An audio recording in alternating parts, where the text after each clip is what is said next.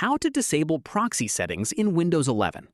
This tutorial shows you how to turn off any proxy configuration on your device. First, click the Start button and open the Settings app. From there, click on Network and Internet in the left sidebar. After that, scroll down and click on Proxy on the right side of the screen. At this point, under the Automatic Proxy Setup section, make sure the Automatically Detect Settings toggle is turned off. Following this, if Use Setup Script is enabled, click Setup next to it and toggle it off from there. From here, scroll down to the Manual Proxy Setup section and click Setup next to Use a Proxy Server. After that, toggle off Use a Proxy Server at the top of the window that appears and click Save to confirm. From here, once everything is turned off, your device will connect directly to the internet without routing traffic through any proxy server.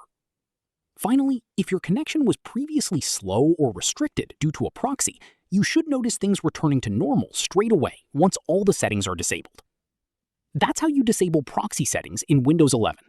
If this helped, give it a like, subscribe for more tutorials, and ring the bell so you catch the next one. See you then.